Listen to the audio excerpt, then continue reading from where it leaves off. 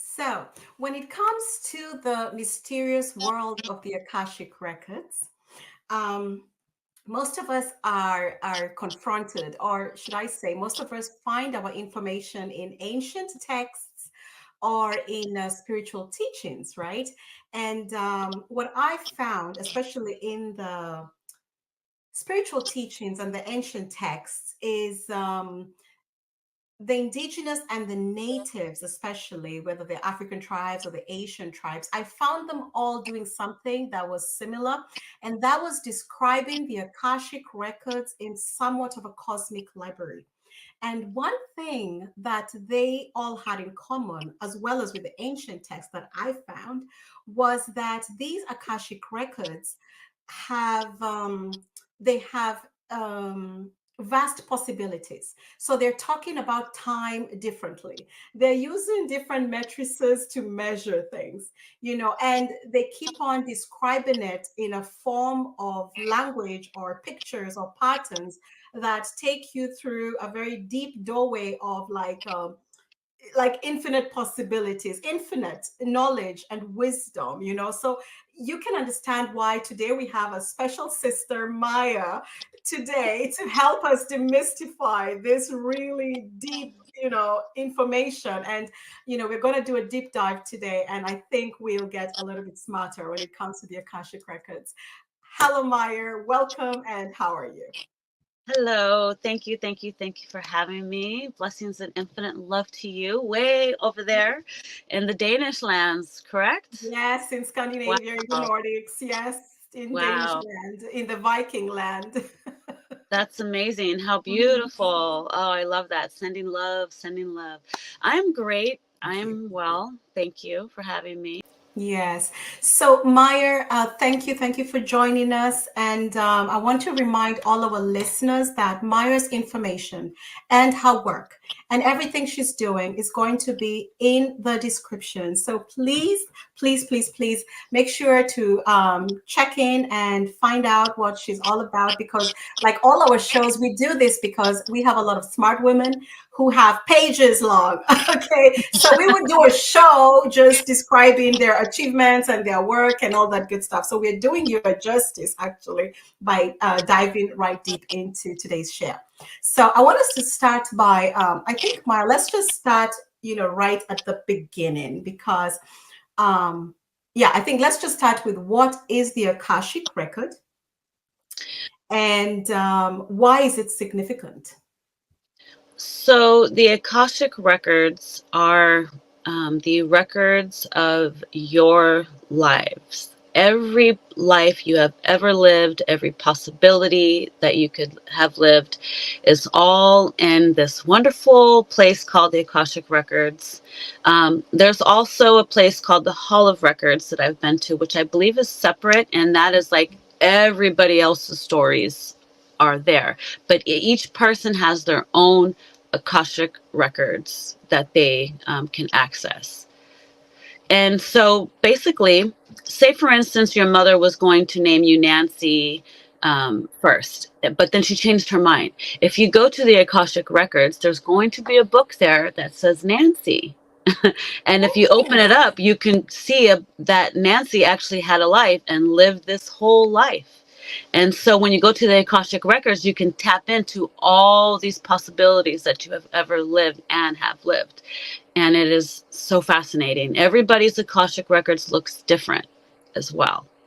Wow. And you know what you said got me thinking about what I was reading relative to the African cultures. I was actually looking at the Kenyan context of the Akashic records, and it said something that, sparked, you said something that sparked my memory on that. And they described the Akashic record as the record of the vibrational souls of our personal life, past, present, and future. Exactly. And I was like, okay, vibrational soul. That's like a big Like, powerhouse. what does that mean? What does that Well, even exactly? Please take it away. it's just a fractal of you is all it is. So you are the hand, and then there's all these different versions of you that are experiencing life. And this is your soul, and your soul is connected to all of them. And so we are living multidimensional lives simultaneously. And so it's fascinating when you access them. So I've taken many people to different Akashic records, and I can tell you how they've all looked different and what their experiences were briefly, if you want to know. But we'll save that for, I think, yeah, we would like to know briefly what it would be like, you know, because it will help us paint a picture as Okay. to what, you know, a lot of these things are described, like I said, in ancient texts, spiritual texts. It's theoretical unless we're able to paint a picture of what is actually happening. You know what I mean? So I Yes. think this is actually really good. Yeah, tell us. Okay. So Yeah. let's see. The first time I've got to visit an Akashic Records, it was for a 19-year-old girl. And her Akashic Records was in the middle of a forest, and it was a brick building. It was just a brick building. And so she walked into the brick building, and she had these books. There were books on the shelves. And hold on, I'm mixing her up with her sister. I did a whole family. I did a whole Okay. family. Anyways, I can't get to Yes. specifics. So let me just tell you. So there was a brick Yeah. building, and there was a book. Yes, this was her sister. And so the book had the name that her mother was going to name her. And so I took her into that life to see what that would be like. And then she got to see we pulled out different books. I also asked her to pull out a book that is most relevant to her now. Like, is there something that you need to know about this life that's coming from another life? And then the book will magically appear to her in her hand, and then she can look at it. Another girl went into a crystal. It was like a crystal castle, and it was a library, and that was her Akashic Records. It was like a crystal place, and I think it was just light of energy. I can't. It was like one of my second sessions ever. I was starting to listen to that. I should have listened to the Akashic Records part, but that hers was a crystal library. Mm-hmm. Another girl went into a space that it was like the universe, but it had Mm-hmm. these paper flying dog dragons. They look like the Chinese dragons, and there was Mm-hmm. just they were side by side, and there was tons of them, and they were just moving like they were jumping through time and space. And so she had called me that morning. She was very suicidal, and I said, you know what, let's not go there. Let's go into your Akashic Records and find out what is going on. So we went into her Akashic Records, and the person that she was like having problems with, I said, well, let's see what those 3 lives would have looked like, you know, if there was 3 different lives she had with this person. And so she jumped from one dragon and jumped, Mm-hmm. seen her little body like jump to another dragon and went into this paper dragon and then went into that life. Um, I've had people read their stories in the books. You could just read it. I've had Mm-hmm. one lady walk on the beach, and I said, wherever your Akashic Records is, let's go to it. And she saw herself walking on a beach, and there was like a gray, not a gray, a straw hut. And so when she entered the hut, there was pictures on the wall that were sunsets, different beach sunsets, and they were all different and beautiful. So I said, she had lost a daughter that at birth, and she never got to grieve, and she had been through her whole life and was just holding this inside. So I said, let's find an Akashic record. Let's go through your Akashic records and find a life where she lived. And so I said, wherever it is, the picture is going to just, you know, draw you to it. And so she's like, oh, I think I found it. And so she went into that picture. She saw herself going into the picture, and her daughter was right there, and she couldn't believe it. She was like, I think that's her. I said, ask her. She said, yes, mommy, it's me. And her daughter had died at birth. And so she never got to see this child. The child was like 7 years old. And she was like, I can't believe that's her. I said, it is her. Go hug her. So she got to hug her. Let me tell you, her story is crazy. She went on a rainbow roller coaster on a magic carpet with her whole family. It was beautiful. So I can take people into different lives, and then they can journey and see what that particular life was about.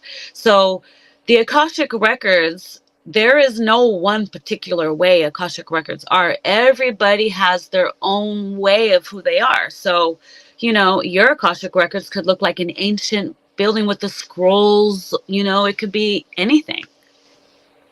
Maya, you've opened a huge Pandora's box, and we're going to do a deep dive. We're going to dive right in because as you were talking, you mentioned the crystals, and the first thing that came to me is the work done by archaeologists and geologists. And I got to thinking that, hold on a minute, you said there is not just one way and not just one thing. And I was thinking, I could be wrong. You're the one you help us demystify this. But I want you to tell me your perspective on the Akashic record of the rocks, of the crystals, of the bones, of the water and the oceans, because you talked about the crystal. And I was thinking as well, they use the bones to carbon date. They say, oh, these bones are, thousands, millions, billions years. And to me, those are records, right? And then also the trees, we have the ridges of the trees. You opened this box. I don't know what your perspective is on this, but I'm now curious whether the Akashic records is much more than just our soul vibration, human perspective, but whether it goes farther into the Akashic records of the bones, the rocks, the crystals, the skulls. I don't know, the meteorites, because you've gone out there as well, right? Oh, And the yes. asteroids. So I have spoken with trees, tree people in my sessions. So the trees, from what I know about the trees and how they hold information, each tree is alive. And the leaves are kind of like, the leaves are tricky because it's kind of one, in one aspect it's kind of like hair, but when the leaves fall, it's like little children. And when the leaves are playing and running, they're like little children running and playing. So it's interesting how that works. But basically what the trees told me is that they are connected to us. We are them. They feel us. And they feel and hold everything that we experience. So it's imprinted into the tree. So that's why it's always good to send love to the trees, because you're healing the trees, sadness and things like that. I don't know about bones. I know that that the trees are very ancient, and in the beginning of Earth, the trees were, enormous. As big as mountains. They were gigantic. The trees that we have now are like little shrubs compared to what they were. The trees are very healing.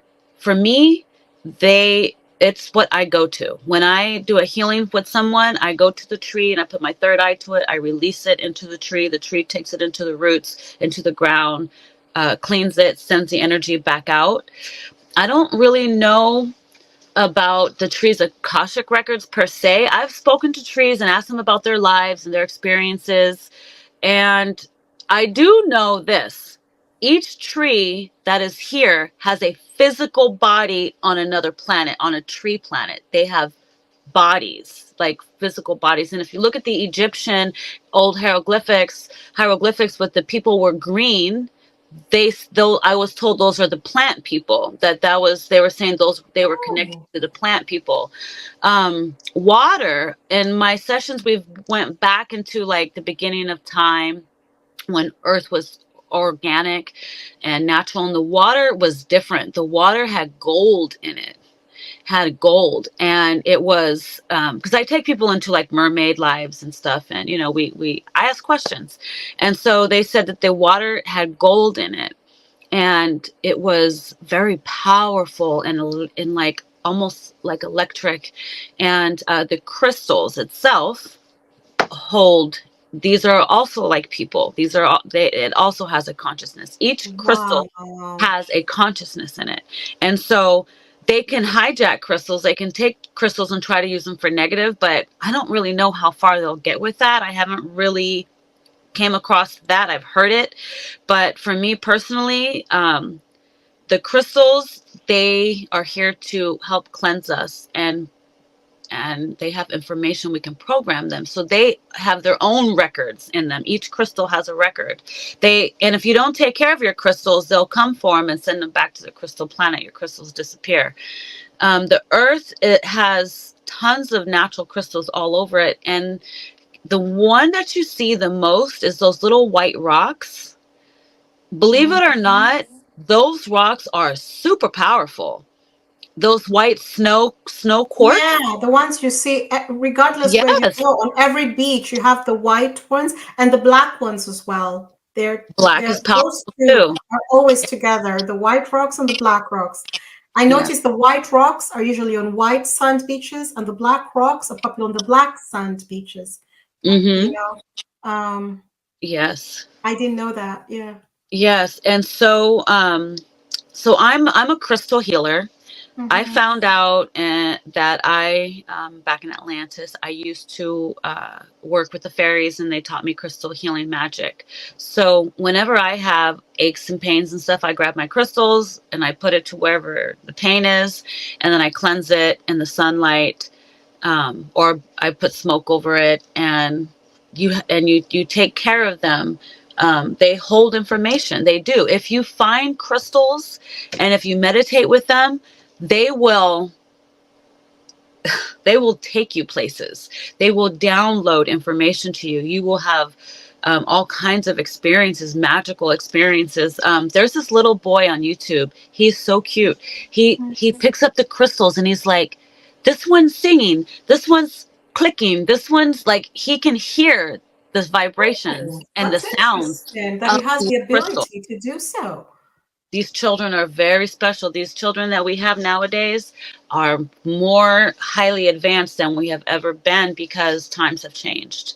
And so it is now our time to finally pick up where we left off back in the fall of Atlantis. We are actually reliving the rise of Atlantis. So a lot of this information, people are waking up, they're accessing information, they're getting downloads constantly, because we're at a serious pivotal point right here in time. So Yeah, and you use the knowledge you have of the Akashic records to do your work with past life regression, right?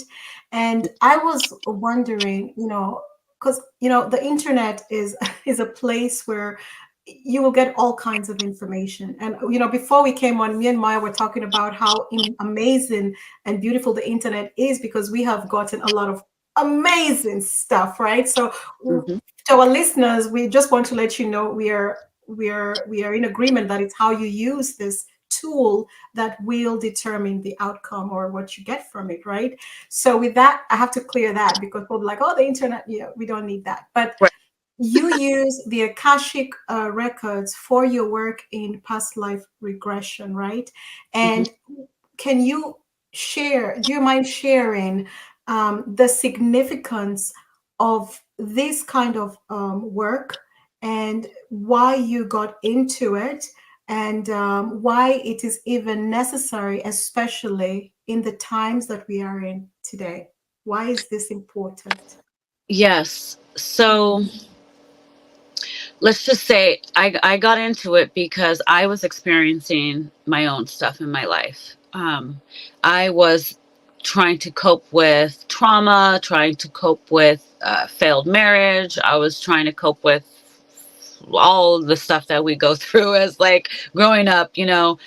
And I was just trying to deal with a lot of stuff, and I started stumbling across UFO stuff. My mind just started going out there, into space, because I was struggling with Earth. I had I had a few episodes as a teenager, where I was trying to, I call it, exit this world, and it didn't work. Something intervened every time, and I didn't understand why.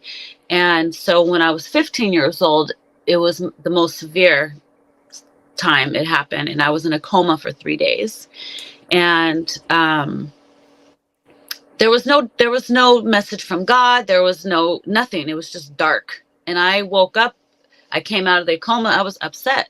because I didn't want to live, you know, I didn't want to be here. And I was like, I was trying to get somewhere and I didn't get there and I ended up back here. So I was so upset. This is when I was like 15.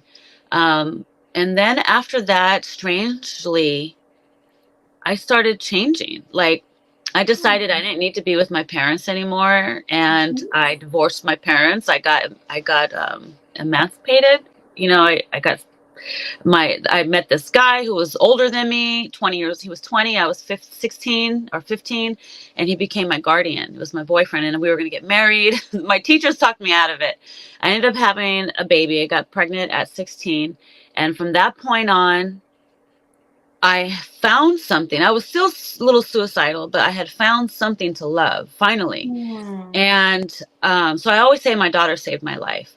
And so I started to look into my future. I started going within. I was like, I got to look into my future. Am I going to be stuck in this, you know, cycle of abuse, or am I going to be able to break out of it? And I just meditated in the shower, and I didn't realize that the water is an amplifier. So it's very healing and important.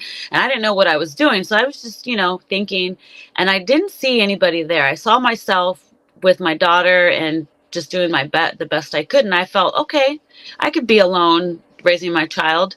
Well, from that point on, I just got into Christianity. I started going to church. Like, I changed my whole life. I was trying to be the best person I could be.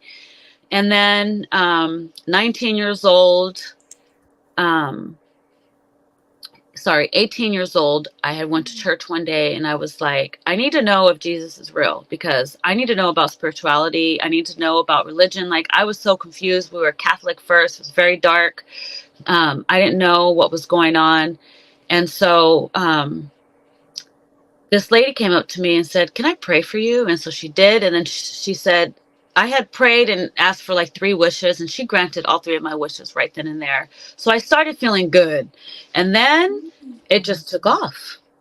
I was Mhm. like, okay, this is how it started. You know, I had faith and I just said, okay. And so I put my faith in God and I just started praying. And then so from 19 to 21, I went through all kinds of ups and downs. Like, I was manifesting things into my life. But I was still confused. I had got married, had kids, you know, was an abusive marriage. And then one day I just prayed before I went to bed and I was like, I need to know what to do with my life. Like, I can't stay in this marriage, even though it was what I asked for. I got it, but I need more. And I had this prophetic dream. I had this dream that I was in high school going to fashion. And in the dream, I was like, what am I doing here? I was very lucid. So I was lucid dreaming. I was talking like I had entered my Akashic Records, it seemed, because I had went back into time and I had talked to my teachers and they were like just talking to me, asking me, what have you been up to? And I was telling them I was married, I had kids. And when I woke up, I said, I know what I have to do.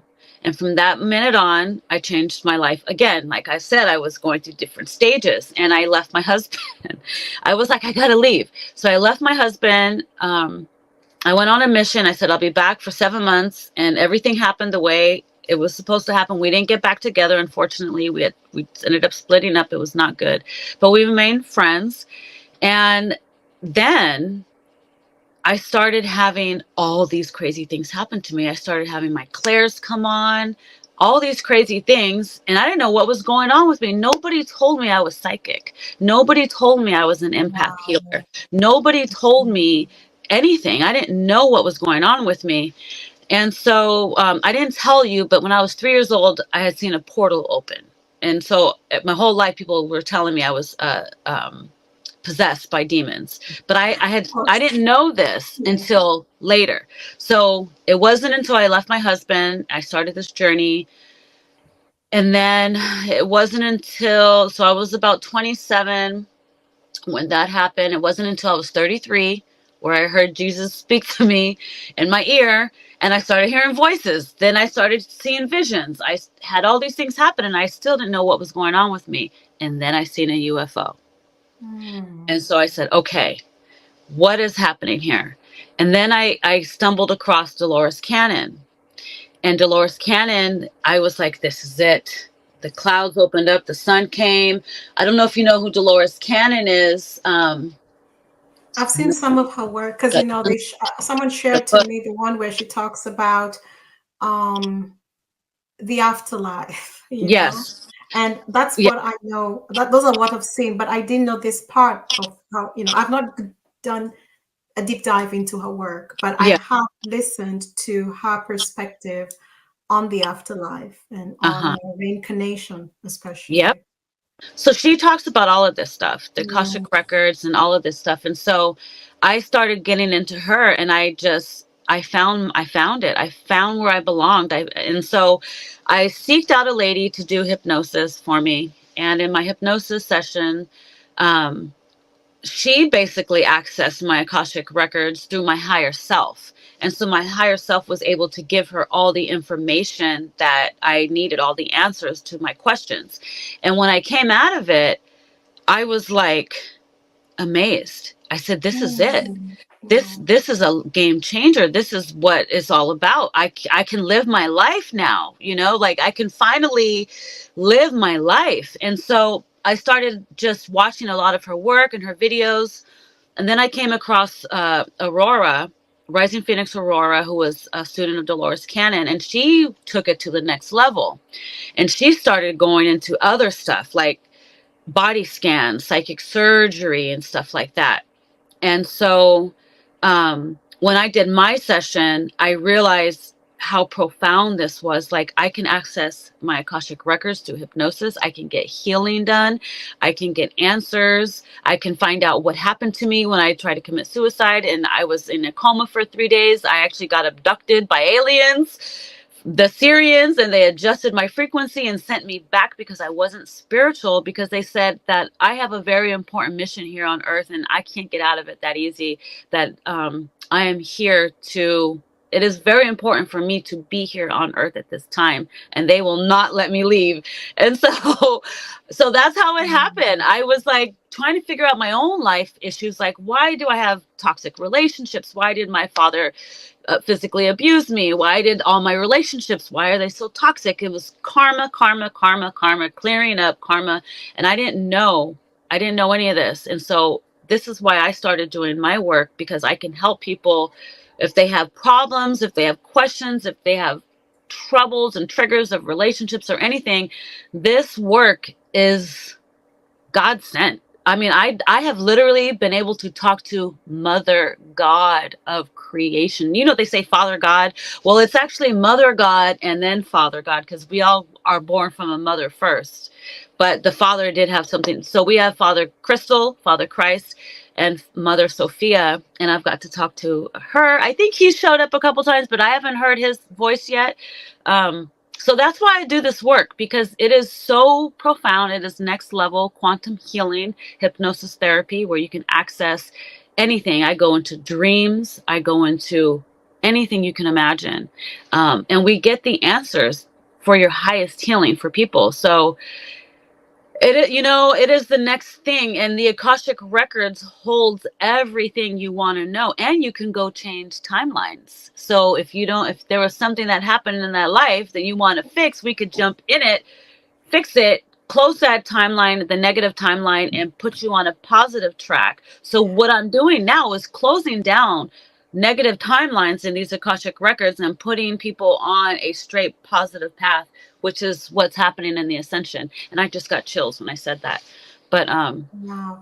Well, I yeah, got chills when you talked about Mother God.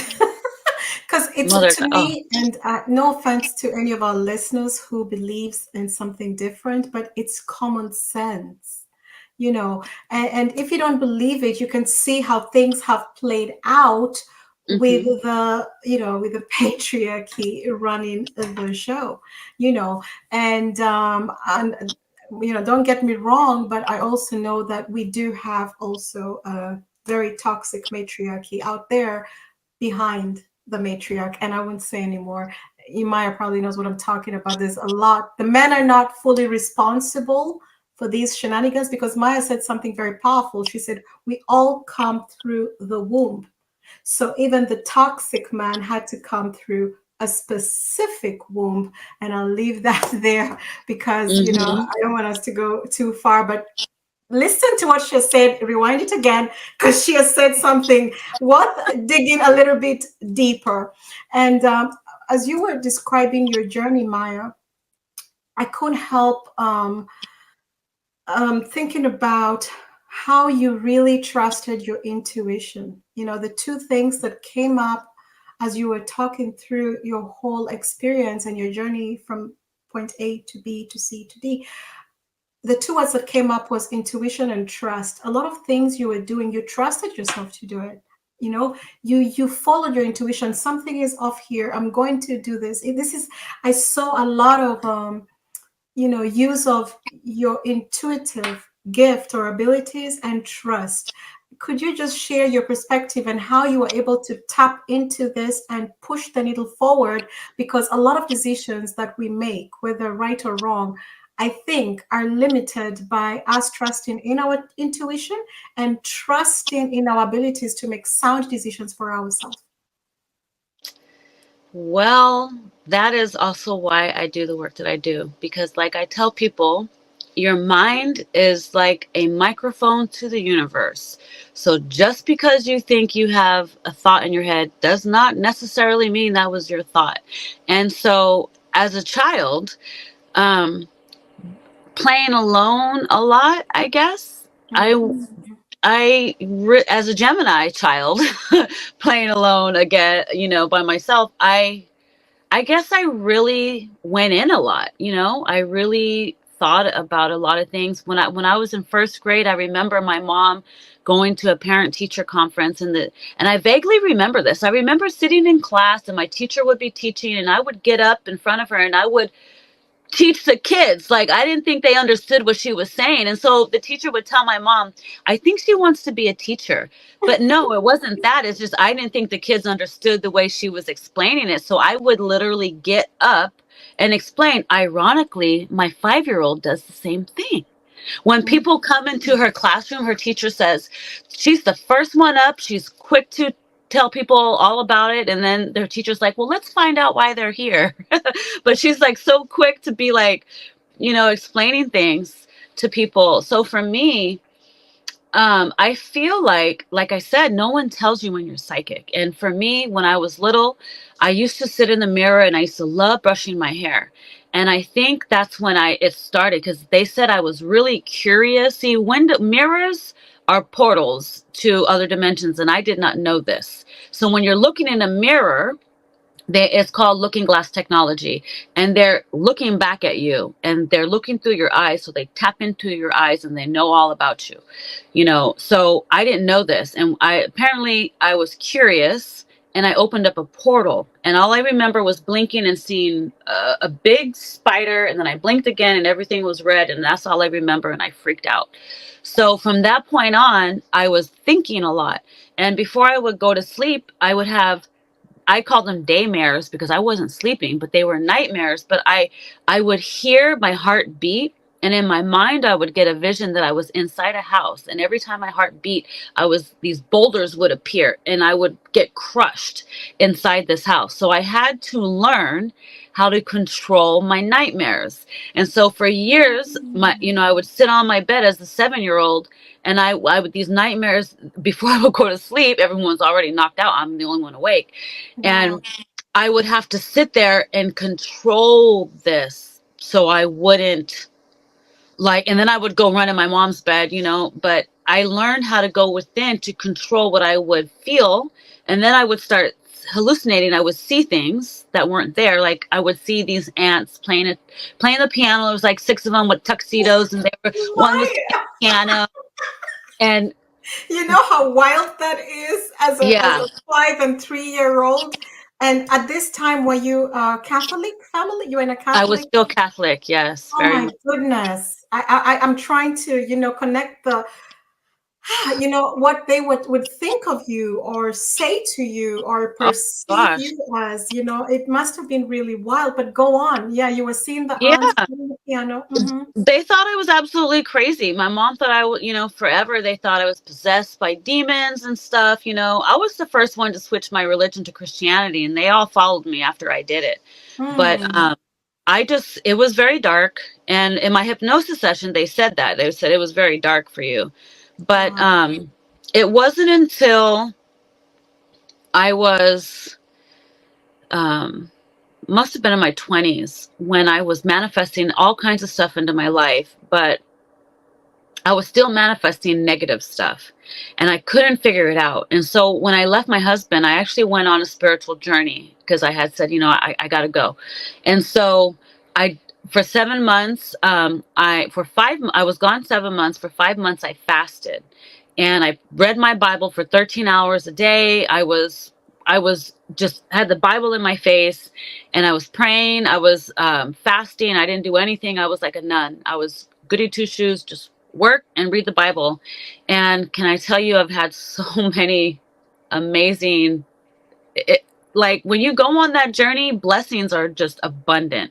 And so everything worked out even better than I thought. It's a long story short. I'll have to tell you another time.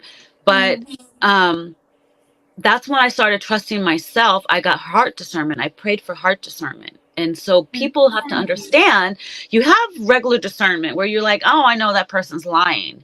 But then when you talk to somebody and you connect with somebody and you're like, man, they seem so nice, but I don't know. There's like something there. I don't know. But okay, let me just, and then later you find out they do you wrong or something. Well, when I got heart discernment, I learned that if there's a little bit of doubt, I don't mess with it. I don't touch it because it just means later on I'm going to find out. And so I started really trusting my intuition. If I didn't do anything without praying first. I said, if I don't feel it inside, like if I don't feel it good, like it's something I should be doing, I'm not going to do it.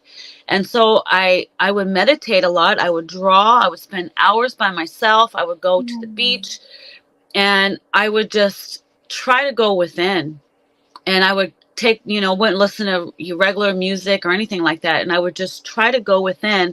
And that's when I started hearing voices and I started having visions and I started trusting everything that I was doing. Because I didn't want to have to go to somebody to get advice. I'm like, I need to trust myself. I need to know myself. And so, yeah, I feel like as a Gemini, communication and having multiple, feeling like there's two of me, two perspectives. I had to narrow it in. And so now I'm finally at a place where I've done my healing. I'm doing my work. I know who I am, and I'm teaching others now as well on the path. So if that's in a nutshell, did I cover that pretty Yeah, good? you have said a lot of very, very, I don't want to say powerful because people throw those words out all the time, but I think it's very valuable how you have connected to what people would think are foreign, um, I don't, what's the word? Areas of spirituality, religion, and belief systems. You have merged them.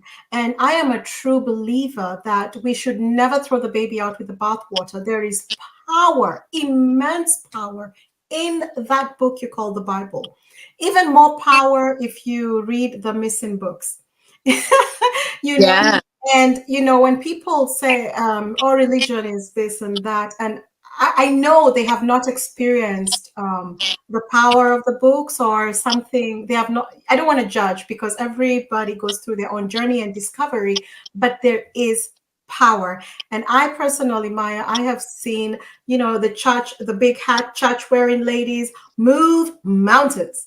I have seen them move mountains, break things, heal diseases that they were told you have 2 days to live and the disease is gone through the power of collective prayer and holding hands.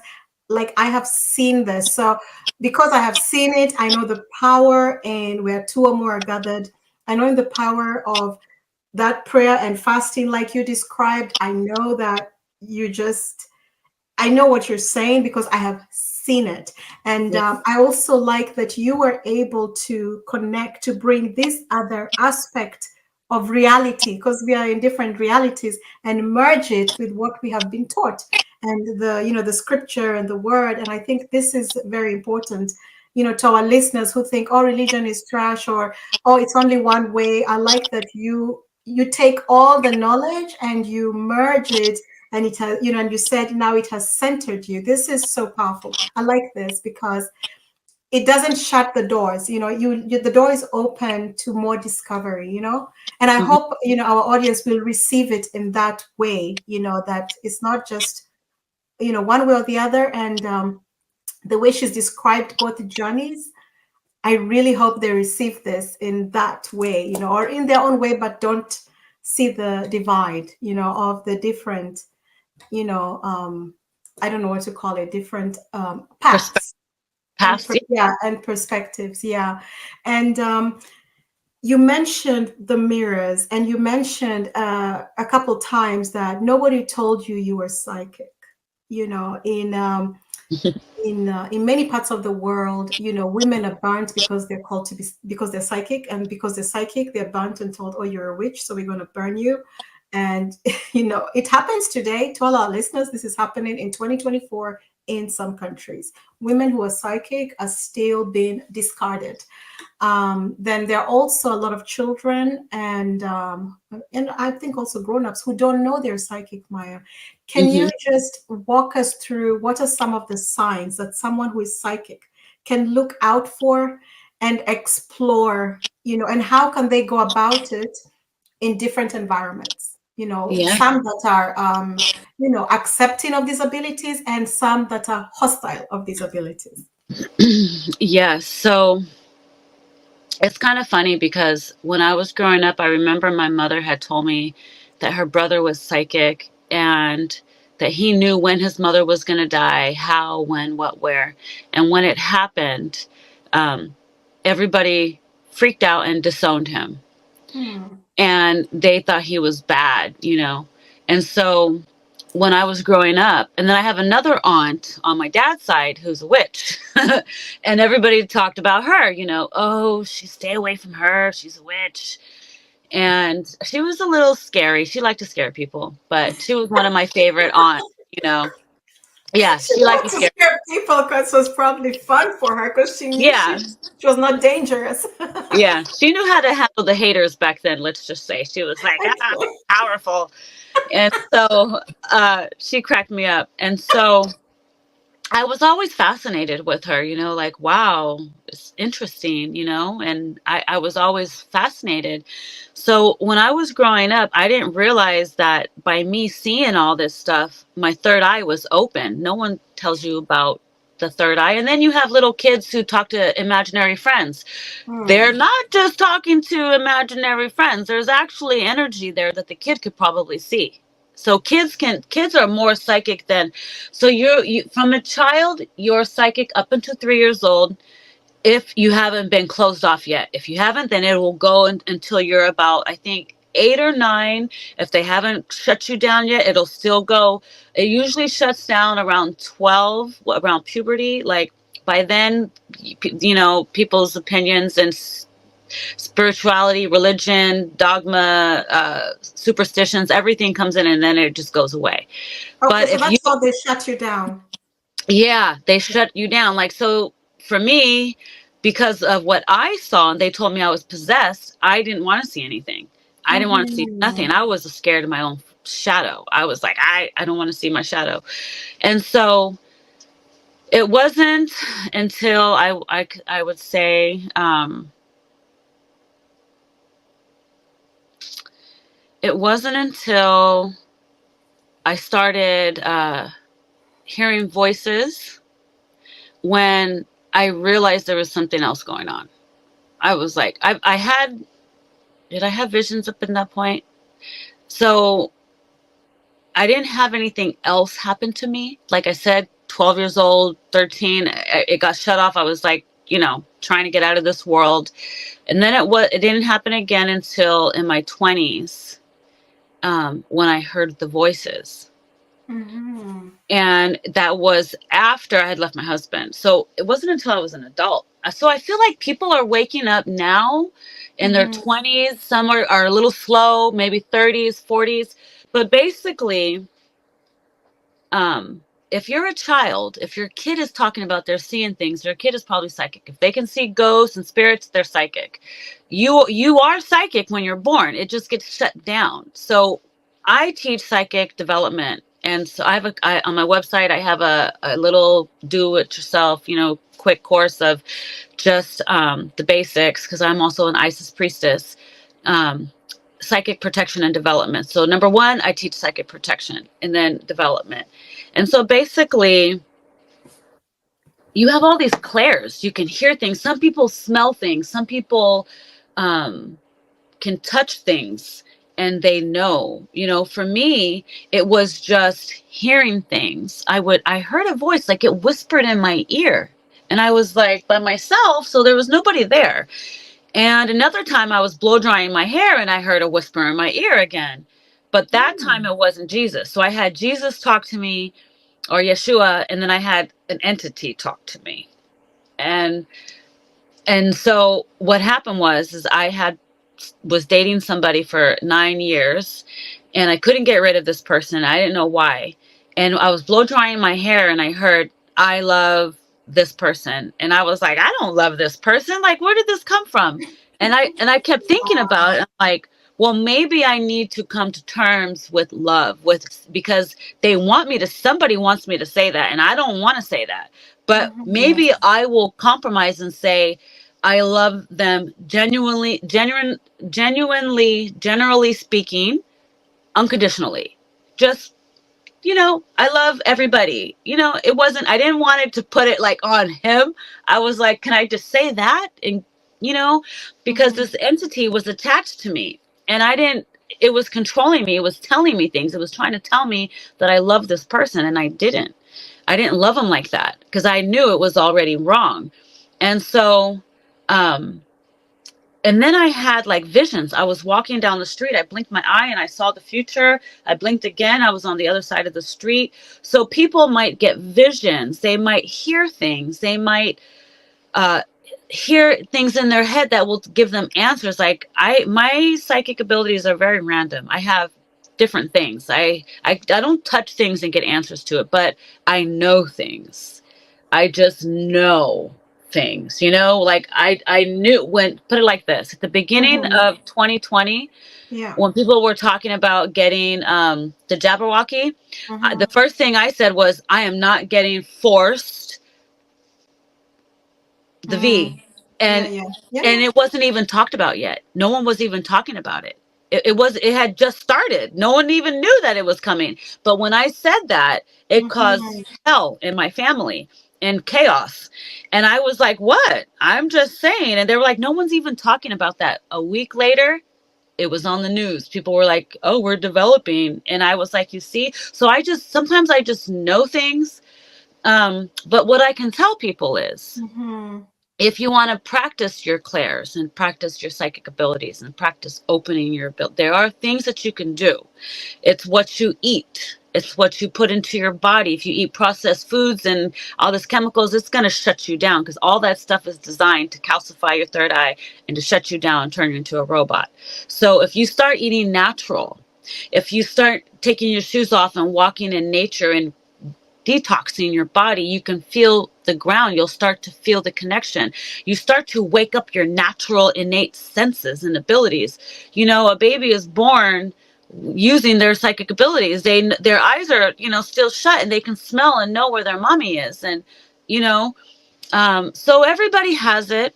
If there is a way that you can develop and work on your abilities, and meditation is one of them. But before you do anything, you must protect yourself in a bubble of love light.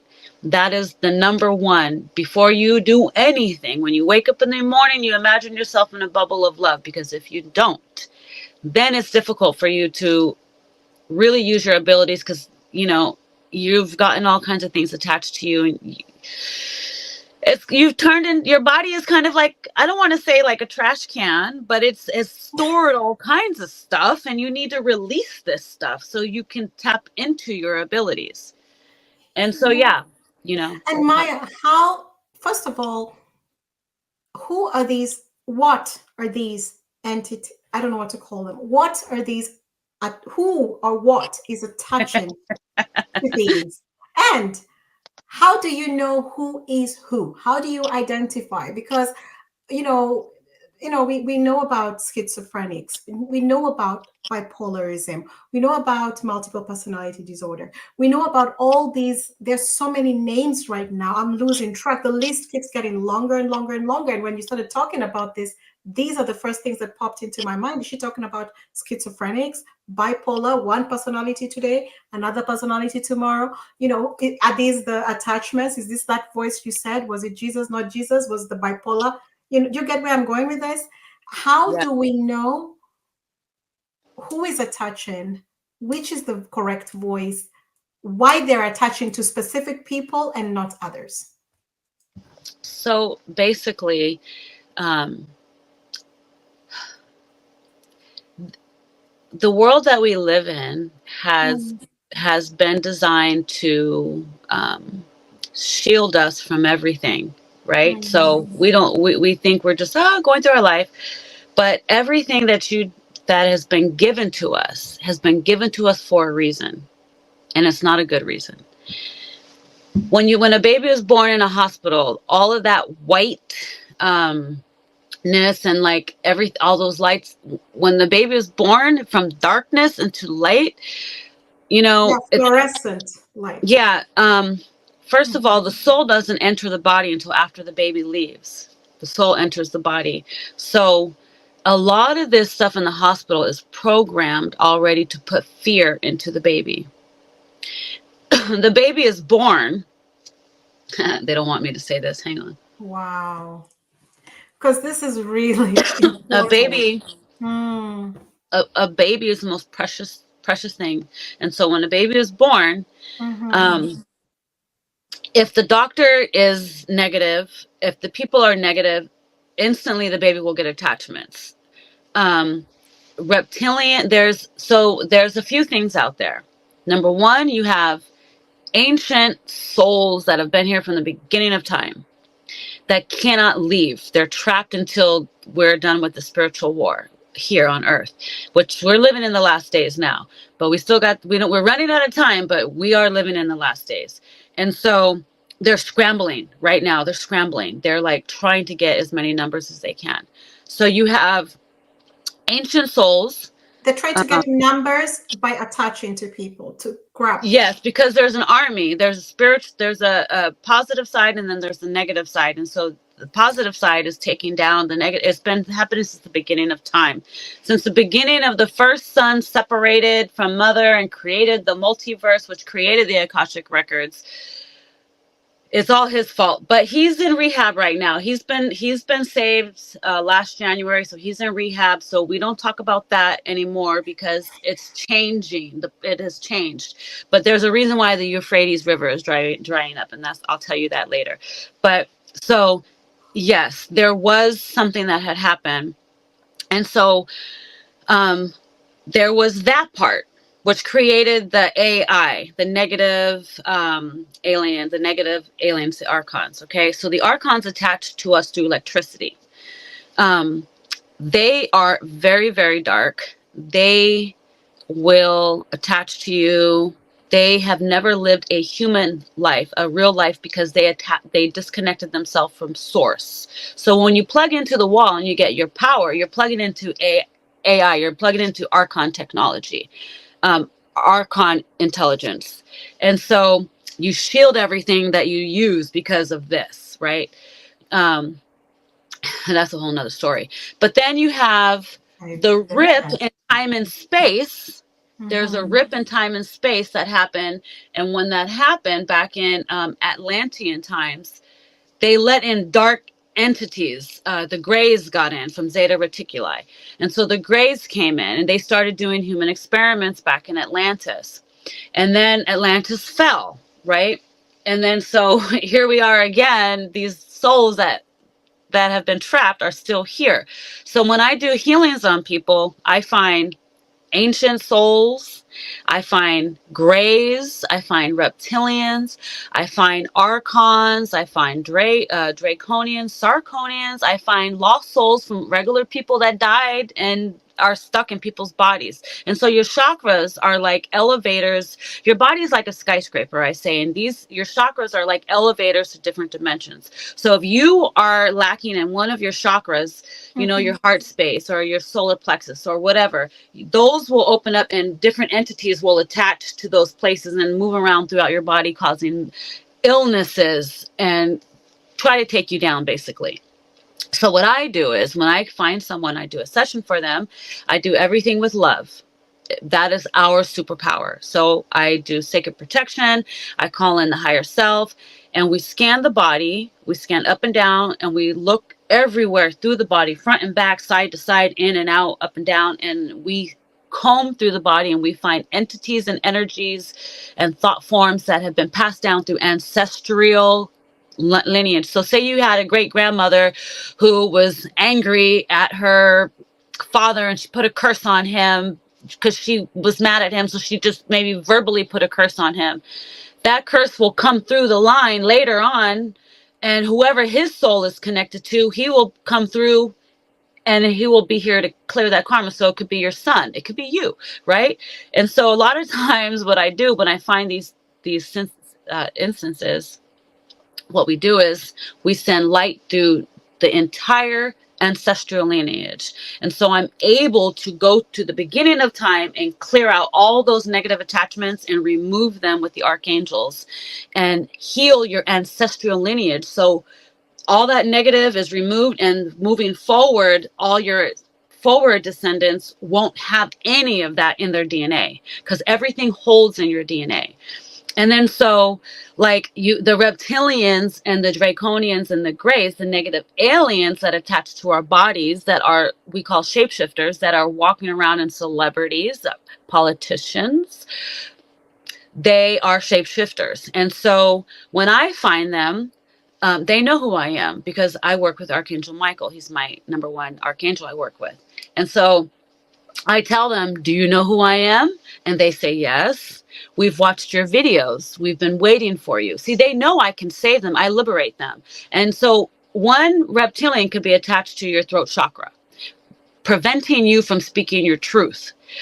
Attached to your ears, preventing you from hearing things. So you don't hear your angels. You don't hear your guides. Attached to your eyes. So only thing you deal with is like toxic stuff. Like they just infest you. And so when I remove them with the archangels, we bring in light into the body and we replace it with light. So we do healing, but they get to go somewhere to a resort to heal and to positive polarize, because this is how the spiritual war is ending. So I come in and I remove all these. Sometimes they're attached to millions. I've had spiritual people who have had millions attached to their body. This one girl had like almost 1 billion reptilians attached to her body because she was a healer. So she would be walking around and she went to the post office and this guy was sick and coughing, and she walked in there and all of a sudden her body absorbed his reptilian. She ran outside and threw up, which looked like worms or something, she said. So she's very powerful. You'll have to talk to her. She's got some serious stories. Please, I'm in awe about everything you're saying, because this is a whole different level of healing. Oh, unbelievably. And And the it is archons. so, because it's multi-layered, Yeah. and what you're saying, for those people who might think this is woo stuff, there's scientific data out there, because there is epigenetics. Go and read about epigenetics to start. That's why I can follow what you're saying, because I've read on epigenetics, and epigenetics is real. It goes through the mitochondria DNA, and then it's split into the men as well, XX, and they're men with mitochondria. People think it's just, I don't want to go into that, but the research is there. And so what you're saying is scientifically proved as well. For those Mm-hmm. who are thinking it's very far there, no, it's not. But is this is this what we are looking at when we're looking at specific people who are more bombarded than others? Yes. Because the schizophrenics, could these possibly be healers or something? Mm. Because the No, alcoholics. Most they're of the not people, healers. What or happens? and I just use as an example, but why these specific people and not others? You know? Well, it could be a multitude of things. It could be Mhm. ancestral. Like I said, it Yeah, could be true. You also something mentioned, yeah. down their Mhm. ancestors that attach to them. I have all kinds of clients. I Yeah. have a client that she had a curse put on her from her family. They're all in my videos. And it was crazy. I'm like, how did you get that? And so we had to go through and remove it. So we get thought forms. Thought forms is from curses, people cursing you, black magic. When you talk bad about somebody, you create black magic. And so if there's enough hate, it will create this thought form, which is like an entity. It's a shadow being. So when I do people's scans their body, if we can find entities or Mm. attachments or energies in people's body. So if I find energies, those are really gnarly. Like they really mess with the person. But I can easily come in with my archangels and we pluck it right out, or I call in the phoenix, which is the phoenix fire, which is the most powerful right now tool in healing. And the phoenix comes in and she burns it right out. And they're like that. I've had a girl come in one of my sessions. We were doing a session. All of a sudden, she had felt attacks, and so I did a session for her. She was like, couldn't move, couldn't talk. Like, I was scared for her. I was like, oh my God, are you okay? So through my session, I did healing for her. I took her aboard our spaceship. We have a spaceship. I took her on a med bed. That's a whole nother story. I took her on the med bed, and I had Archangel Gabriel come in, which is her boyfriend. Her husband is connected to Archangel Gabriel. So I have another angel on my This team. is really So something. I had Wow. him wrap Mhm. his wings around her, and we started doing healing on her. And then we called in the phoenix, and the phoenix sent a little tiny phoenix, a little bird that went in through her body and went in through her blood and was battling all these negative little tiny microcosm entities. And it was so beautiful. Afterwards, at the end, she was fine. She was normal. It was in one of my hypnosis sessions. And I have a crew called the Cosmic Crusaders. I've taken this to another level. And so I have a crew. We're like the real Star Trek. And we have a crystal Pleiadian spaceship where we bring people on board, and we have med beds so we can do healing with the med beds. The med beds scan your body. They can upgrade your DNA. Like, we do miracles and magic. It is beautiful. It is all high vibe, angelic. And I just, I love this level of healing because people who are schizophrenic, I can actually help them, but I haven't been able to find anyone yet that's willing to try. They think they can handle that. And I'm like, I don't think you're handling it, but I could take it away. So there's this one girl that one of my sessions, she was 15 years old. Her mother contacted me. She's in the music industry, and her boyfriend used to be a well-known musician, artist. I don't even know what he was. I don't think he was a musician, but he, a rapper. And he was in the music industry, which he had sent something, some black magic attached something to her. So this girl now is 15, and she's got 27 different things coming in and out of her trying to kill her. And so when I had heard about this lady, I was on this app called Clubhouse, and we were in this room talking about exorcisms, and I said, hey, I can do it, but I don't do it like that. I do it with love, so I don't hurt the person. And then this lady came in. She's like, I'm on my way to the mental institution right now, taking my daughter because I don't know what to do. And I had talked to her briefly. I was like, listen, I know what you're dealing with. I can help you. And I mentioned to her reptilians, attachments, shapeshifting, and I didn't hear from her until 7 months later. 7 months later, she called me. She's like, you know what? I've been meaning to get back to you, but I haven't. I said, where's your daughter? She's like, she's still in the mental institution. I said, you got to be kidding me. She's still there? So I said, let me do a session for you. I did a session for her. I found out what it was, what the attachments were. So we were able to do a little bit of work. It was very serious. So I told the mother what she could do to protect her daughter. I said, you have to teach her psychic protection. She has to tell herself, I am love, I am safe, I am protected, and surround yourself with the bubble of love. She didn't know any of this. So I told her this. and she was able to talk to her daughter while she was in the hospital. She was able to get that to her long enough for one of the altars to disappear. And so she heard it. And then so I did another session for her. The next day I said, you know, I feel like we need to do another session because I think we need more answers. I don't feel comfortable with your daughter being in there. And so I did a session with her again. I asked her higher self, like, what do we do? They said, get her out of there. She's going to be fine now. You've already told her what she has to do. But I'm thinking, do they know this is a serious case? They're telling me, oh, you got it, Maya, you know, it's okay. I'm like, oh, this is one of my first serious cases. Not really, but this is like for a kid, a surrogate, right? And then so she comes home. I meet the girl. I talk to her. I tell her for a whole week. Her mother calls me as soon as the sun goes down, because as soon as the sun goes down, she says they start. The darkness starts when the sun goes down. They come out, and so they were literally trying to kill her while I was on the phone with her mother. She disappeared. I said, "Where's your daughter?" She's like, "She's in the bathroom. The door's open." We looked. She was on the phone. She showed me the girl's head was in the toilet, and she was banging on the wall. Her mother couldn't hear her. And so she went in there, grabbed her head out of the toilet, and the girl was so mad. I was like, yeah, you're lucky it was number one. They were cruel. She was like, I didn't even flush the toilet. I'm so mad. Right. And I was like, girl, you have to shield yourself. So I worked with her every day. And it has been over a year now, I have to say. She's only been hospitalized once because she wasn't shielding. And I think it was like, it's been over a year. Wait, it's got to be a couple years now. I don't even know, but she's living her best life. She has not been in a mental institution. She has not had things taken over her. A couple times she said, like, she's out for days. She said, Mom, I just came back. She was like, I thought I was dealing with you. Her mother had no idea what was going on. She said, my daughter's personality is changing. She's doing crazy stuff. It's because there was 20. I said, I need you to write a list and find out who they are. So for a whole day, she was writing them out. She got 27 different altars, people.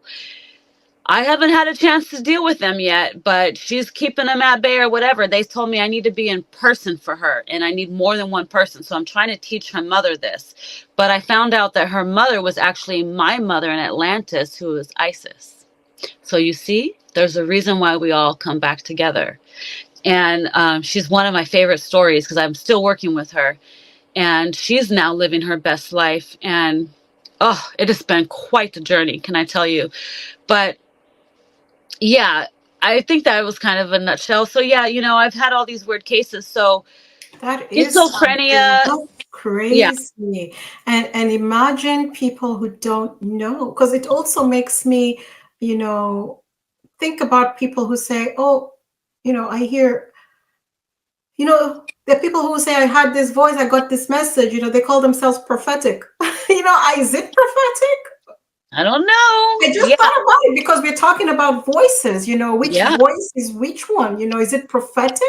You know, these dark messages about this is happening and that, is it really prophetic? You know, You or see, is it that's the thing. Mhm. They can manifest if they want to implant a negative timeline. For instance, the book of Revelations and okay, so I talked to Jesus a lot, Yeshua, Mhm. and he said the Bible was bait for the Romans. It's still powerful, but they've taken a lot out of it. But Yes, so a lot. yes, Mhm. so he said to me, um, he said that if a person is not shielded and protected, in first of all, you have to shield yourself. You're going to get all kinds of voices, and you know, and they're going to tell you negative things. That grays will tell you to, you know, to go kill people and to do things like that. You know, reptilians are very toxic. They will want you to hurt people. So when you see people acting out, I guarantee you those are aliens. Those are negative alien attachments. Now, if a person has just like a regular ghost, like, you know, Bobby died and now Bobby's attached to me, they will cause physical damage in their body, you know, like aches and pains and things like that. But aliens, they cause like tumors, they cause bad stuff. So when I deal with people, I ask them, you know, what's your medical conditions? I know what's alien and what's this and what's that. Like diabetes is easy. Diet. I've helped people clear diabetes, you know, and think about how people go so long with that stuff. My first husband died from diabetes because he didn't want to take care of his body. God. But you can cure yourself from a lot of these things. So there's certain things that um, are from regular lost souls, and then there's certain things that are aliens. And the aliens are the most, they cause the most harm to a person's body. I hope I didn't go off on tangent on that one. No, you did not. Oh my God, this is so important. No, you did not for 1 second, because it, to me, well, it's all connected, because we were talking about the Akashic records, we're talking about past life, and all these things are, because these are the records. And Yeah. what you're going through is now recorded in your records. Remember, you talked about Nancy, and then her mother calls her Mary or something else, and Yeah. all those books are recorded in different timelines. So when I'm listening to this, my head is going like this, because if you have 27 or 10 personalities, you have Nancy, Jack, John. Imagine how your record is expanding, and those are also forming different timelines, right? I mean, it's getting very complicated, I know, but it's quite So, important to know this, right? well, for the girl that had the 20, so like schizophrenia and Mm-hmm. people like that, like the girl. Bipolar or other things. Well, see, they tried to say they thought she had schizophrenia, but it doesn't line up with the DID stuff. Cause so that's why her mother came to me, because I said, "Hey, this is another level. Like this is another level stuff." So, schizophrenia and people who have voices that talk to them, those are a mixture of things. Those are lost souls. Those could be, well, for her, I want to say they were all people. I don't know if any of them were aliens, like reptilians or anything. I don't know, but I think they were all just people. But who So, are these people? like People. people who died and couldn't make it to the light. So people who had Oh died tragically. wow, okay, lost People souls. Yeah, so those are lost souls. So people who commit suicide, people who, get killed, people, they don't die properly. So we have 6 exit points. We can exit our life we have 6 options, and Mm-hmm. sometimes it doesn't happen. So near death experiences, things like that. So Mm-hmm. a lot of times these entities attach to you according to your vibration. So if you're having a bad day or whatever, your heart broke, you will get these things that will attach to you. Um, I have met 2 people that have had gray aliens attached to them for heartbreak. And I was like, wow, that's serious. Heartbreak. Like you really attacked something dark. So a broken heart is very serious, that you have to heal your broken heart. And yeah, there's a lot, but lost souls are just basically people who've died who can't cross over. And so I come along and I cross them over with Archangel Michael or whoever decides to help me, ascended masters. And I work with all the ascended masters.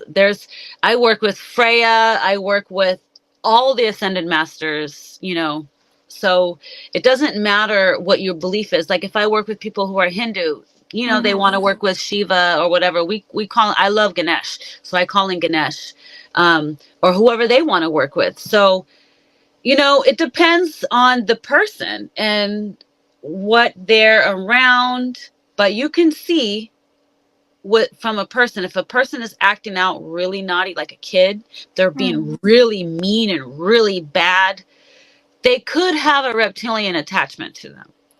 And Mm-hmm. so in this case, what you want to do is always try to imagine light coming in and over the person or surrounding them with bubbles of love. You just want to send positive energy into that person. My husband and my daughter used to fight a lot as a baby. I said, "What's going on here?" They told me they're aliens. They don't like each other. I said, "Now I got aliens in my house." They're like, "Yeah, we need to get rid of them." So they plucked them out. My husband had 2. My daughter had 1 that was attached to her. It wouldn't attach to her fully because I protect her, but it was like on a kite on a string on her. And so it was up here, but it was still holding on to her, making her like lash out and be mad. And so now they're fine. But I was like freaked out. I was like, oh my God. They said, yeah, be careful what you say because they're listening. And so I Wow, was like, oh Maya. my God, I'm It's not. wild because now I'm thinking about the workplace. I'm thinking about family feuds because you talked about great great grandfather, some relative over there committed suicide 100 years ago, and these are all cords. It just looks like a huge, big. Um, it's wild. I think we should have learned all this in school because Oh, this is a very very complex. Um, you know if you think about this, it's really deep. It's really really deep because you will now understand family feuds. They don't even know why they're arguing. Most couples will tell you, I don't even know why we fight. I ex- hear this all the time. I'm telling you, Maya, when people will call me and say, hey, Faith, I don't even know why we fight. I'm like, but they really have to think real hard. And yeah. they're like, I think it was the conflicts. But it was a really heated. I'm like, seriously? She's like, yeah, I don't know why he gets on me because of the conflicts. Triggered. Something And now triggered him. it's making sense because it is not them. When you said about your husband and your daughter, it's not them. They Hmm. love each other. They are fine, but it's external. Oh my goodness. Oh, he didn't like hearing that Relationship. either. He was like, "What?" And he's not on. He is not with me on this. Just so everyone knows, like my husband is my twin flame, and but he is like, he is the other side of the coin for this. He thinks I'm completely crazy, um, but he sees the work that I do, and he sees that it helps. So he doesn't know what to think of it. And plus, Yeah. I tell him we found out that I'm also connected to Mary Magdalene, and he's also connected to Yeshua. And so yesterday, he finally the lights came open, and he said he was listening to some Egyptian information about the Bible, and they said he found it where they said Yeshua had big gray eyes and reddish auburn hair, and I said, "That's you." Let me show you. I have to show you. This was him before. Like, I don't know if you can see, Yeah, I can see. Yeah, but I I can always see. tease him. I'm like, you're like the white Jesus on the wall, and he's like, Jesus wasn't white. Jesus was Ethiopian, and I was like, well, maybe Joseph was Ethiopian, but he looked like his mother, and so he would get mad. But I'm like, you look just like him, honey. And so we found out There's that so much he is. controversy, not controversy, there's so much information about Yahshua, Hmm. Yahashua, Jesus, and there's now Russia just unleashed all their information about Black Jesus and the archives, and everyone's mad, and Uh-huh. and people are really uncomfortable, and I'm thinking to myself, like, if you got miracles, does it matter? But this is the thing, like the things you're discussing are so important that you have to move past many things, because this is Ugh, real. Conflicts, fights should not be happening, and no one understands, and people are going their separate ways because they just cannot see, you know exactly. yeah, and they don't know what's happening. There is nothing. Maya, I'm sure you've had this even when you watch the legal shows. When people are in court, and these are real life cases, right? And they're asked, how did you kill your wife and drown your 5 children? They say, I don't know how I did it. I don't have recollection. That's what it is. That's Which is exactly what. crazy. This is some very serious stuff. So I just commend you for your And work and your tolerance, I, your bravery and I have to stamina. add this too. I have to add this. Yes, please. Hmm. I'm seeing a lot of my Black people waking up and realizing their abilities. Like people have real telepathic, telekinesis, like magical abilities, and I think it's so beautiful. And then I have my white family, my white people, right? I got Hmm. Black, my white, my Asian, my Mexican, all cultures, right? Yeah. And so one thing that I have found out is that we so you have the Asians, the indigenous, the Hindu, you know, Africans. We are all the same people, actually. We're all the same people. And so Interesting. my husband is white. He's Jewish. Mhm. He's a white Jew. He likes to say, hope he don't kill me for that. But but you know, he even says like he's trying to figure out where his people came from. And Mhm. so I did a session with one of my friends who's Irish and English, and he said he found out that Europeans or some white people came from Jupiter. And so I was like, Jupiter? How crazy. And Jupiter Mhm. looks like Earth. It's kind of cool. Um, but yeah, you know, we find out all these different things, and then we find out that you know, we're here to basically, the only reason why we're here is to help Earth ascend. And so everything that we argue and fight about, white, black, you know, it doesn't matter. None of it matters because there's good and bad in everything. There's in, you know, there's black folks that do black on black crime. There's white people that do white on white crime, you know. And so when I tell my They're all husband the other way they're filled around, with all mixed up. Mhm. they're filled with reptilians. That's all it is. So we have to send love out to everybody constantly. So we say at 111 every day, we send love to the earth.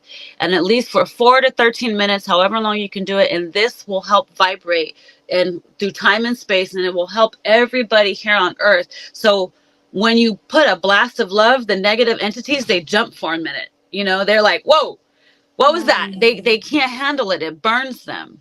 And Mm. so that's our superpower. So when I see people fighting in the streets, I send love to them. I send love, and I'll yell Mhm. out, can we just love each other? Like, I thought this guy was going to shoot this guy one time. They were fighting in Oh, like wow. across the street. And Mhm. I'm like, I don't need bullets flying. So I rolled down my window and I was like, can we just love each other? You know? And Mhm. the guy that was fighting with the guy threw his hand up, put it down, turned around, and walked away. And they were getting, the guy looked like he was going to shoot the guy. And he ended up turning Wow. around It's and like walked away. And love I is was like just, kryptonite, to Superman, it just yeah. repels. So I teach my daughter this. I'm like, baby, you got to send love out to people. You have, if you see a kid in class that's arguing and fighting, he's mad, just send him love because it's our superpower. It will help push anything negative away, even if it's for a split second so they can breathe. But yeah, I like to go on tangents, as you can see. But No, no, no. I absolutely love it. No, the tangents are really good because I think also some people might think it's a tangent, but I think my background, when when you look at the African context, people always say, "Oh, they're always late and whatever, whatever." And if you go to a party on the continent of Africa, they don't apologize for being late. They just show up, you yes, know, and go on about stuff.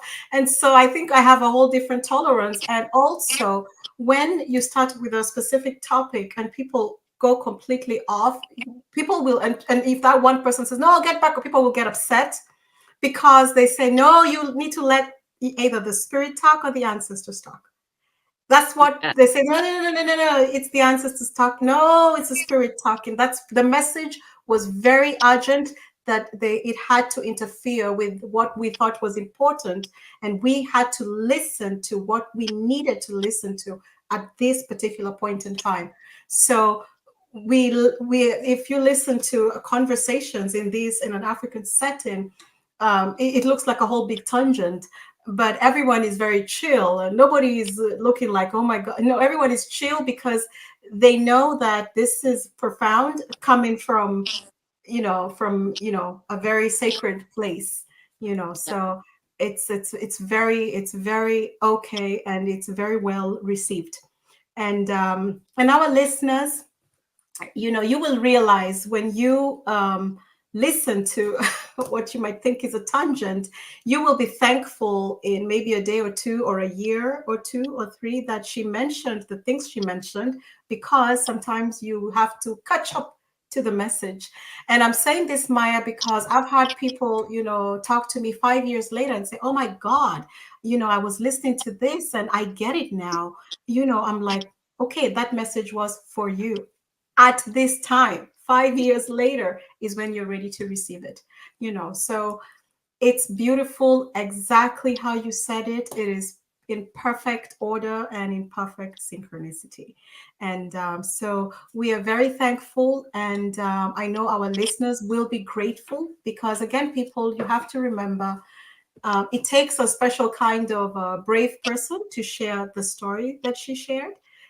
It's not an easy thing to talk about things that were not so nice that happened to you as a child, because you have to relive these moments. And when someone shares these things, please be gracious and understanding. And, Maya, we had a show with Sherry, who was groomed as a young girl, and and she shared her whole story, and it was very, very painful for me to listen, because even as you're talking, it was tough for me to listen, because I'm seeing a grown woman, healed woman, but I know what was happening was to a 3-year-old.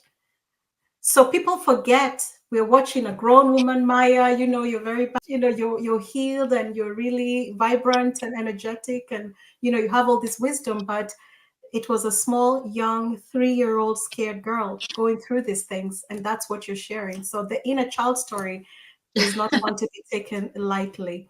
So I thank you once again for your bravery and for your commitment to, helping, this earth, move forward, pushing the needle, and also for, your work in helping people understand different aspects of healing, the possibilities, and the what do you call it, the availability, because sometimes people don't know this resource and this tool is available, Hmm. for my healing, for my, you know for Exactly. my, whatever, enlightenment, education, for my home, for my family, Hmm. yeah. For your So spiritual yeah, growth. what's that? The spiritual growth, I call it. It's spiritual Yeah. growth. Yeah. Yeah, yeah, I like that, for the spiritual growth. Yeah. So I'll let you have the last word if there's anything that we missed out that you want to share. And I hope you will come back. You have a wealth of knowledge. My book here is filled with a lot of, I think these are, you could write a lot of books. Oh, I know. I trust me. I was listening to one of your podcasts with Michael Mitchell Levy. Oh, Mitchell. the aha guy. Oh, he was so cool. Yeah, he was Yes. so much fun. Yes. And I was like, I need to connect with this guy. And so I actually had booked something with him the other night, but I couldn't make it because I had another meeting that came up. And so I'm like, I got to get on with this guy because he inspired me to write my stories, because I have tons of books that are just stacked up. I can see them already. Yeah, So, yeah, yeah, yeah. yeah, yeah. And Um, I think they will be really good. Aha guy, he has a very good energy, and you can yeah. tell he's a very good teacher, you know. Hmm. He can inspire, but we've had, yeah, a lot of amazing people. Yeah, I think you would also like the whole time you were talking, you were mirroring, not mirroring because you're your own self person, but you would also like Malens. Oh, Yeah, yeah, she said something to me that just sits with me. She said that in order to heal this world, because you're doing work to heal the earth, and you talked about, sending, all this healing energy through the roots and the light and covering and protection. But she said something very profound to me. She said, the only way we heal this earth is by healing the womb, because everything comes through the womb. you know yes. and when you said something almost similar, and I thought you would like her perspectives on a lot of things. She does a lot of womb healing, but she's not just healing the womb. She understands the interconnectedness of the womb with nature, with mother nature, with the children, with the cells, with the DNA and everything. Yeah, it's Yes. really interesting. Yeah, you would Yeah. like her as well. Yeah. But you'd like many of them. I could go on and Yeah, on. I'll have to check her out. But yes, I would like to say one last Yes. thing. I would like to leave people with a psychic protection prayer that I say, and Okay. Archangel Michael and my archangels Lovely. say that it is very useful. And this is what I taught the girl, the teenage girl, and this is what she does every day. So I'll just end it with this. So what I Okay. do is we're supposed to do this twice a day, dawn and dusk, right before the sun comes up and right before the sun goes down. Those that twilight time is very powerful energy. So I was told during that time to shield and protect yourself twice a day. And this is what I do. I rub my hands together until you get a little warmth, a little heat. And then you pull your hands apart just a little bit till you feel a ball. And you pull it out and you surround yourself. Imagine yourself in a bubble of love, like when little kids blow bubbles. And imagine yourself in one of those little bubbles, and you're protected and you're invisible to harm. So this is what I do. So I do this, Mm-hmm. and I do this 3 times. I make a pyramid, a triangle, and then I Mm-hmm. pull in, I imagine pulling in the sunlight down through my Mm-hmm. chakras, and I hold it here. And so this is what I'm going to show you the practice. Okay. I call forth my I am source love light from the 4 sacred directions of the universe to keep me safe and protected and invisible to harm day and night, mentally, physically, emotionally, and spiritually, from negative energies, negative entities, negative frequencies, negative programming, and negative technology and negative people of all creation who wish me harm without harming none. And then I say 3 times 3 shall it be, because and I say Adonai. You can say whatever you want at the end. Amen, whatever. I say Absolutely. Adonai because that's what Yeshua says and Mother Mary, and I'm connected to them. So I like to say that. But if you do this twice a day, shield your home, shield yourself first, shield Mm-hmm. your children, your husband, your animals, shield your phone, shield your TV, shield your computer, shield your car, shield. These things are alive. So you have to shield them and protect them from infringements because they get into you many, many ways. And if you can put yourself in these force field of protection and just try it 3 days straight, and if you don't feel something, I'll be shocked. But if I don't do this every morning, by the time the sun rises, hell will break loose. So I always shield and protect everything. I tell my kids and my husband, I'm like, you're lucky. They'll tell me, oh, I almost did this. Yeah, well, you're lucky because I prayed for you. I protect you. Yes. And Yes. so it's important to shield, Mm-hmm. shield, shield, because right now the energies are coming in strong.